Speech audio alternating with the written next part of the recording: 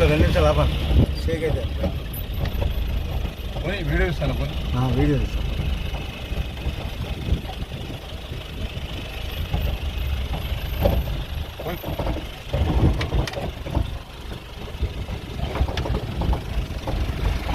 మేము వెళ్ళేది రానాయిత నది ఒట్టు పై నుండి పుట్టబోరు పై నుండి చూడండి. ప్రాణహిత నది పక్కనే చూడండి. మేము వెళ్ళేది పుట్టబోరు నుంచి వెళ్ళి పుట్టబోరు కింద ప్రాణహిత నది. చాలా చాకచక్యంగా వాహనం నడుపుతున్న మా డ్రైవర్ సోదరుడు ఘాట్ రోడ్లో ప్రాణహిత నది ఆ పక్కన ఇటు ఘాట్ రోడ్డు చూడండి. ఇంకా సూపర్. ఎంత విశాలమైన సీనరీ చూడండి. ప్రాణహిత నది ఎంత విశాలంగా కనబడుతుంది చూడండి సోదరులారా. ఇక్కడ అద్దంలోకి ఇటు చూస్తే గుట్ట, ఇటు అడవి, ఇటు ప్రాణహిత చూడండి. ఇంకా మేము చేరుకోలే. అటు అవతల మహారాష్ట్ర.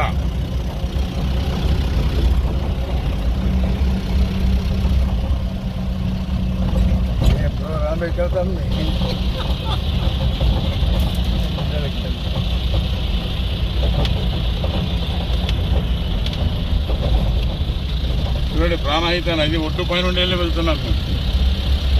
ఇటు గుట్ట, అవతల గుట్ట, మహారాష్ట్ర గుట్ట, మధ్యలో ప్రాణహిత నది. ఈ రహదారి ఘాట్ రోడ్. సో దేని గురించి వచ్చినాం మనం ఇక్కడికి? సో మా పోలీస్ టీంలో సపరేట్ కళా బృందం టీం అని ఒకటి ఉంటుంది. సో కళా బృందం టీం అంటే ఈ విధంగా, అంటే మేము మామూలుగా మేము వచ్చి పోలీస్ వాళ్ళం వచ్చి రెగ్యులర్గా వచ్చి ఊళ్ళల్లోకి వచ్చి మనము అవేర్నెస్ ప్రోగ్రామ్, అవగాహన సదస్సులు కండక్ట్ చేస్తూ ఉంటాము.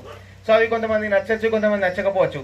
సో ఈ విధంగా కళా బృందం టీం వారు వచ్చి మనకి మామూలుగా పాటలతోని ఆటలతోని ఇట్లా చెప్తా ఉంటే మీకు అదైనా కొంచెం వినసొంపుగా ఉండి కొంచెం విని అర్థం చేసుకొని పాటిస్తారని చెప్పేసి మా రామగుండం కమిషనరేట్ నుంచి మన సిపి గారు కొత్తగా ఆలోచించి ఆలోచనతో ఈ విధంగా ప్రవేశపెట్టారు. సో ఈ విధంగా మీకు కొంచెం అర్థమవుతుంది, మీరు పాటిస్తారని చెప్పేసి ఒక కొత్త ఆలోచన అన్నమాట ఇది. అందువల్ల ఇది ప్రతి మండలంలో వెళ్తూ ఉంటారు వీళ్ళు. 2 డేస్కి ఒకసారి ప్రతి మండలానికి వెళ్ళి విజిట్ చేసుకుంటా ఇట్లా ఈ విధంగా ప్రజలకి అవగాహన కల్పించడం కోసం. సో అవగాహన దేని గురించి కల్పిస్తారు? ఇప్పుడు మీకు దేని గురించి చెప్పారు ఇక్కడ చెప్పాలి? దేని గురించి చెప్పారు? నాకు అట్లీస్ట్ 2-3 అనే చెప్పండి. ఇంతసేపు కూర్చొని విన్నారు కదా, దేని గురించి చెప్పారు మీకు? చెప్పండి. నీళ్ళ సౌకర్యం గురించి మనం చూద్దాం. ఇప్పుడు ఈ సార్ వాళ్ళు వచ్చి ఇంతసేపు నుంచి మీకు చెప్తున్నారు కదా, దేని గురించి చెప్పారు? గాంజా గురించి చెప్పారు. ఇంకా నువ్వు బాబు పెద్ద మనిషి కూర్చో, కూర్చో. గాంజా గురించి చెప్పారు. Cyber crime. ఓకే, సైబర్ నేరాల గురించి చెప్పారు. ఓకే, ఇంకా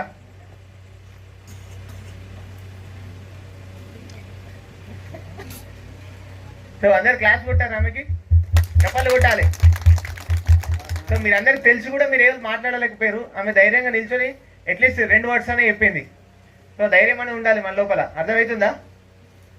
సో మనకి ఏమేమి చెప్పారు? ఇప్పుడు సైబర్ నేరాల గురించి చెప్పారు. సైబర్ నేరాలు ఎక్కువ జరుగుతున్నాయా ఈ కాలంలో? ఎవరైనా ఇంటికి వచ్చి దొంగతనాలు చేస్తుర్రా? ఇళ్లలో దొంగతనాలు చేస్తుర్రా? తగ్గిపోయినాయి అవి. ఎప్పుడో పాతకాలం నుండి ఆ దొంగతనాలు అనేది. ఇప్పుడు ఏం దొంగతనాలు ఎక్కువైనాయి? సైబర్ దొంగతనాలు ఎక్కువైనాయి.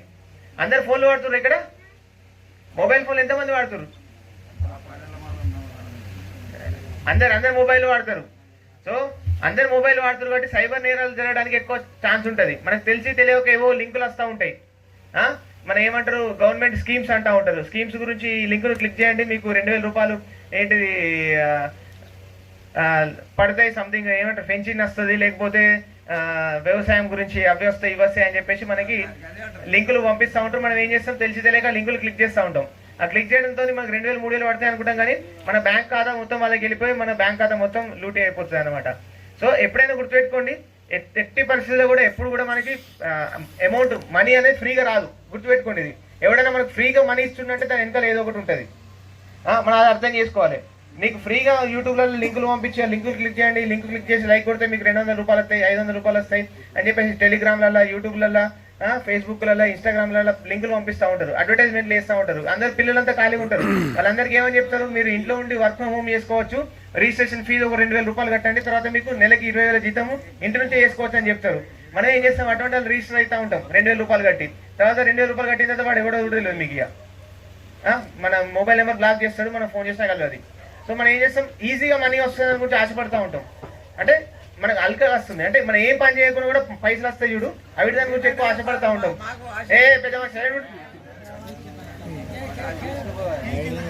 పెద్ద చెప్పాలి. అర్థమైందా? మీరు ఒకటే గుర్తుపెట్టుకోండి, పైసలు అంటే ఊరికే వస్తాయా? మనకు వస్తాయా? ఊరికి అస్సలకే రావు. అదొక్కటి గుర్తుపెట్టుకోండి. అదొక్కటి మీకు మైండ్లో ఉంటే ఏది వచ్చినా, ఏ లింకులు వచ్చినా, ఏమొచ్చినా మీరు క్లిక్ చేయరు. ఏం ఓటీపీలు వచ్చినా, ఏమైనా బ్యాంక్ అకౌంట్ గురించి ఎవరైనా అడిగినా, ఎట్టి పరిస్థితుల్లో బ్యాంక్ ఎవరికి ఫోన్ చేసి మీ బ్యాంక్ డీటెయిల్స్ చెప్పని చెప్పేసి ఎవరిని అడగదు. అది గుర్తుపెట్టుకోండి. ఎవరైనా మీకు బ్యాంక్ నుంచి ఫోన్ చేస్తున్నాము, మీ బ్యాంక్ అకౌంట్ డీటెయిల్స్ చెప్పండి అంటే ఎవరు చెప్పద్దు. అది బ్యాంకులు ఎట్టి పరిస్థితుల్లో కూడా చేయరు. ఇంకో పోలీసు వాళ్ళు ఈ మధ్యన ఏమవుతుందంటే, పోలీసు వాళ్ళు వీడియో కాల్ చేసినట్టు చేసి, పోలీసు వాళ్ళు మాట్లాడుతున్నట్టు మాట్లాడి, మీకు డ్రగ్స్ వచ్చినాయి, మీ ఇంట్లో డ్రగ్స్ ఉన్నాయి, మీకు మీద కేసు అవుతుంది, మీరు ఇంత పైసలు ఇస్తే మేము కేసు కొట్టేస్తాం అని చెప్పేసి కూడా కొత్త వస్తున్నాయి. మీరు అవి చూసి ఏమొస్తారు, నిజంగానే పోలీసు వాళ్ళు మాట్లాడారు అని చెప్పేసి అనుకుంటారు. అమ్మో మా మీద కేసు కావద్దని చెప్పేసి పైసలు కొడతామని చెప్పేసి పైసలు కొడతా ఉంటారు ఫోన్ పేలలో దళిల్లా. సో అటువంటివి కూడా వస్తున్నాయి. అవిటిని కూడా మనం భయపడద్దు. అటువంటి ఏం వచ్చినా కూడా పోలీసు వాళ్ళకి ఇన్ఫార్మ్ చేయాలి. ఇప్పుడు ఒక సైబర్ ఫ్రాడ్ జరిగింది, ఎవరైనా ఏదో లింక్ క్లిక్ చేశారు, సరే మీకు అన్ని తెలిసినా కూడా తెలియక మీ కొడుకో లేకపోతే బిడ్డనో లేకపోతే ఎవరో ఫ్రెండ్సో మీ మొబైల్ నుంచి తీసుకొని ఒక లింక్ క్లిక్ చేసిరు, మీ దగ్గర నుంచి ఒక 10,000 20,000 రూపాయలు పోయినాయి. సైబర్ ఫ్రాడ్ జరిగిందని మీకు తెలిసింది. అప్పుడు మీరు ఏం చేయాలి? సైబర్ క్రైమ్ జరిగింది, సైబర్ ఫ్రాడ్ జరిగింది, మీరు పైసలు లాస్ అయ్యారు అన్నప్పుడు మీరు ఏం చేయాలి?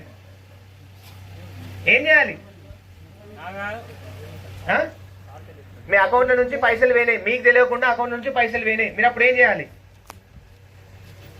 పోలీసులకు చెప్పద్దా? చెప్పద్దా? మరి ఏ నెంబర్కి ఫోన్ చేయాలి? 100 నెంబర్ ఫోన్ చేస్తారా?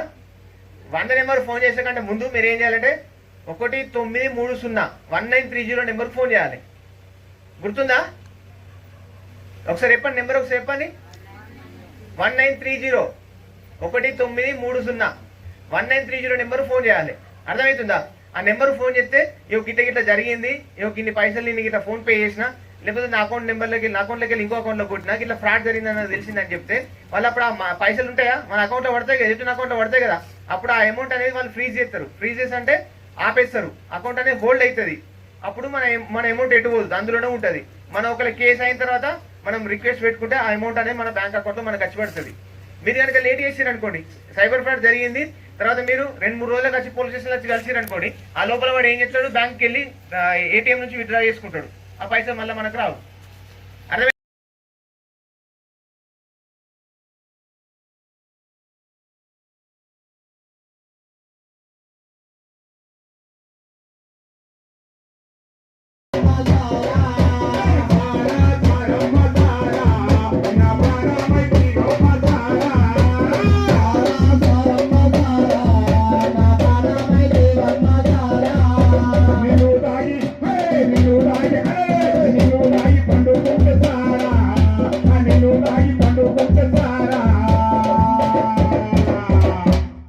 పండచ్చి మూటినాకి పోయింది సారా.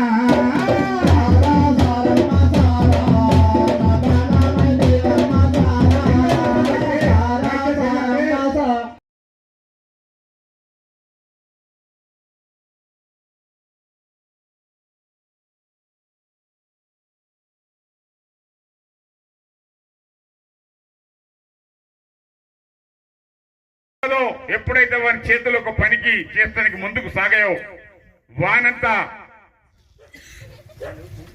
ఏమంటారు, మన భాషలో ఏమంటారు, మన సంపదని ఏమంటారు, పనికి మళ్ళీ అంటే మళ్ళీ ఆంధ్ర అది కాదు, ఏమంటారు ఏమంటారు ఏదో తిరిగిపోతా పనికి మళ్ళీ లేకుంటే ఇంకేమంటారు అని. మరి అలాంటి వ్యక్తులు ఎక్కడ కనబడతారంటే పట్టణాలలో సిటీలలో కనబడతారు కానీ మన గ్రామాల్లో కనబడరు. అసొంటోళ్ళు ఒక్కల వాసన ఉండదు. ఇక్కడ గ్రామంలో ఉన్న వాళ్ళు, కష్టపడే వాళ్ళు, ప్రజలకు పెంచే వాళ్ళు, సమర్థులు, ఒక విద్య తక్కువను కూడా బుద్ధిలో చాలా గొప్ప వాళ్ళు, మనసులో చాలా గొప్ప వాళ్ళు, విశాల హృదయం గల వాళ్ళు. కాబట్టి మీరంటే చాలా ప్రేమ. అందుకే మా సిపి సార్ ఇంత మారుమూల గ్రామాన్ని పంపించండి. ఈరోజు చక్కగా పోవాలి. మీరు ఎక్కడికి కల్లంపల్లికి పోవాలి. కల్లంపల్లి కదా, కల్లంపల్లికి పోవాలి. ఈరోజు తప్పకుండా ప్రజలందరినీ కలవాలి, వాళ్ళని హ్యాపీనెస్ చేసి రావాలి. వారికి ఏమైనా కష్టాలు తెలుసుకోవాలని చెప్పి మన నీల్వ ఎస్ఐ గారు చెప్పింది సారు. నీల్వ ఎస్ఐ గారు మమ్మల్ని పంపించారు. కాబట్టి మీరు ఏ కష్టం ఉన్నా ఎవరికి భయపడాల్సిన పని లేదు. 24 గంటలు 24/7 మన పోలీస్ మీకు కావాలా ఉంటుంది. మీరు ఏ రాత్రి ఫోన్ కొట్టినా కూడా మరి మన నీల్వాయిని చలికి రావాలంటే కనీసం 15-20 నిమిషాలలో మీ దగ్గర మీ ముందు ఉండగలుగుతారు. తప్పకుండా మీకు రక్షణ కల్పిస్తారు. కాబట్టి ఎక్కడ ఎవరికి కూడా భయపడాల్సిన పని లేదు. ఏ ఆపద వచ్చినా, ఏ అప్పులు ఇచ్చినా భయపడాల్సిన పని లేదు. ఓ రౌడీకి భయపడాల్సిన పని లేదు. ఓ గూండాకు భయపడాల్సిన పని లేదు. ఎవరికి కూడా భయపడాల్సిన పని లేదు. పోలీసు 24/7 మీకు అండగా ఉంటది. మీరు ఒక్క 100 కొడితే 15 నుంచి 20 నిమిషాల లోపల మీ ముందు వాలిపోతారు. మిమ్మల్ని ఎవరైతే బెదిరిస్తాడో, మిమ్మల్ని ఎవరైతే కొట్టడానికి ప్రయత్నం చేస్తాడో, మిమ్మల్ని ఎవరైతే అనగదొక్కాలని చూస్తా ఉన్నారో వాడిని తోడుకలు తీసి వాడిని చర్మాలు తీసి చెప్పులు కొట్టుకొని తీసుకుపోయి చెర్లపల్లి జైల్లో పెడతారు. కొడుకు మళ్ళీ రావద్దిగా. అంత పకడ్బందీగా మన పెద్దలు కూడా మంచి సహకారంతో మిమ్మల్ని అడ్జేస్తూ ఉంటారు. కాబట్టి ఎక్కడ కూడా మీరు భయపడాల్సిన పని లేదు. చక్కగా మీరు ముందు రోజు తెలియజేస్తూ అదే పద్ధతిలో ఇప్పుడు మనం మీకు ఇక్కడ సైబర్ దొంగలంటే తెలుసా? తెలిసిన వాళ్ళు చేయలేపాలి. బ్యాంకులకు వెళ్ళి పైసలు దొప్పుకపోతారు తెలుసా వాళ్ళు? బ్యాంకులకు వెళ్ళి ఇప్పుడు మనం ఇక్కడ బ్యాంక్ అకౌంట్ ఎంతమంది ఒకసారి చేయలేపండి. బ్యాంక్ అకౌంట్ ఉంది, అందరికీ ఉందా బ్యాంక్ అకౌంట్? బ్యాంక్ అకౌంట్ లేదా ఇక్కడ ఎవరికి లేదా బ్యాంక్ అకౌంట్? ఒకసారి చెప్పాలి. బ్యాంక్ అకౌంట్ లేదా? బ్యాంకులో అకౌంట్ లేదా మీకు? అర్థమైందా? బ్యాంకులో ఇప్పుడు బ్యాంకులో అకౌంట్ ఉందా మీకు? వేవన్పల్లిలో కానీ లేకపోతే నీల్వాయిలో కానీ బ్యాంకులో అకౌంట్ లేదా? ఇప్పుడు బ్యాంకులో మనం ఏం చేస్తా ఉంటాము, మనం కష్టపడుకుంటా మనకు వచ్చిన పంట పైసలు, వరి పైసలు కానీ లేక మక్క పైసలు కానీ ఇంకే రకమైన పంట పైసలు మనకు వచ్చిందంటే మనం ఏం చేస్తాము, ఆ వచ్చిన డబ్బులకి వెళ్ళి మన కుటుంబ అవసరాలు కొంత మనం దగ్గర పెట్టుకొని మిగతా మన పిల్లల చదువుల కొరకు లేకపోతే ఆడపిల్లలు ఉంటే వాళ్ళ పెళ్లిళ్ళ కొరకు అని చెప్పి మనం బ్యాంకులో దాచుకుంటా ఉంటాం. అవునా కదా? మరి బ్యాంకులో దాచుకుంటున్న ఆ డబ్బులను మనకు తెలియకుండానే, అంటే మన ప్రమేయం లేకుండానే, మనం పోయి సంతకం పెట్టకుండానే, మనం పోయి ఏ షిఫ్ట్ చేయకుండానే బ్యాంకు ఆఫీసర్లు కూడా తెలియకుండా మన అకౌంట్ లో ఉన్న పైసలు దొప్పుకుపోతారు.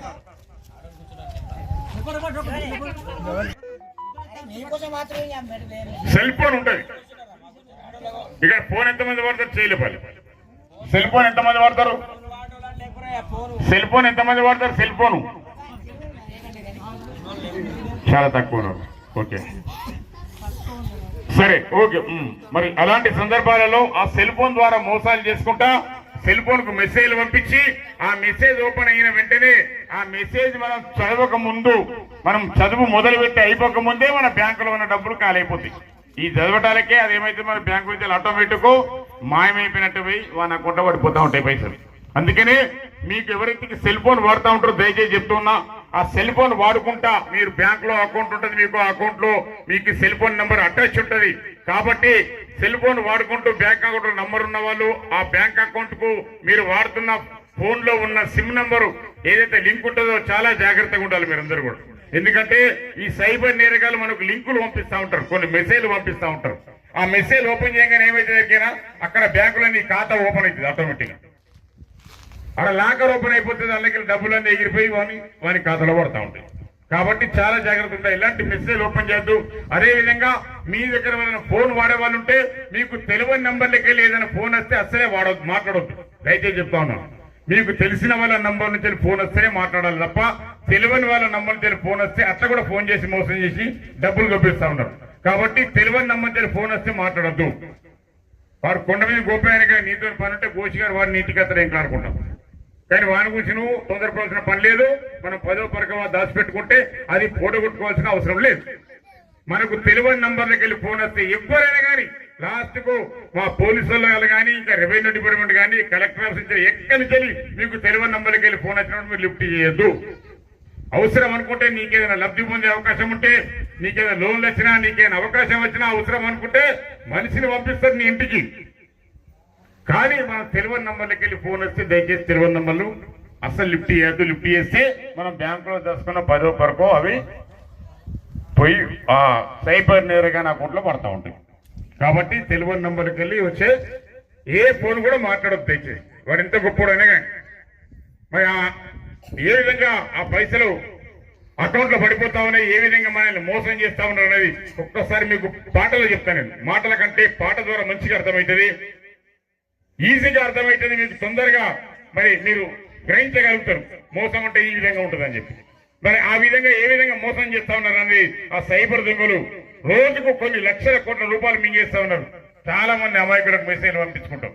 మరి ఒక్కసారి పాట ద్వారా మనం విందాం.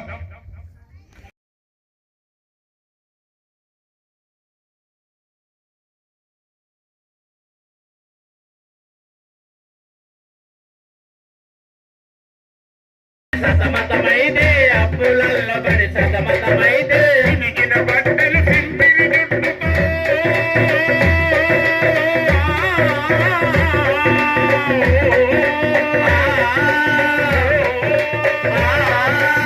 మిగిన బట్టలు సింపిరి జుట్టుతో ఈతనెత్తుకొని తీర్చుకుపోయి మేలు రకములు అమ్ముతనమ్మ సంధామా రైతు, తాలు రకములు తింటారమ్మ సంధామా రైతు, తాలు రకములు తింటారమ్మ సంధామా.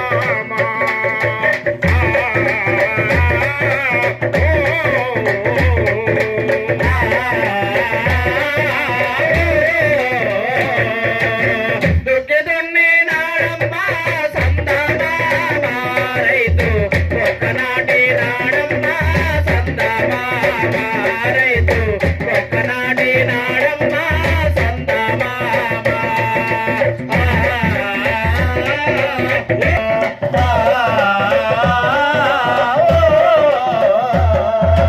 చక్రవడ్డీతో లెక్కలు కట్టి చెల్లించాలని సేటు అడిగితే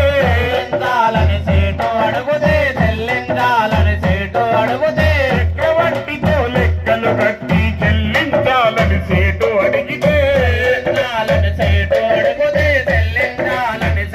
అడిగితే నాగేని తలాడించి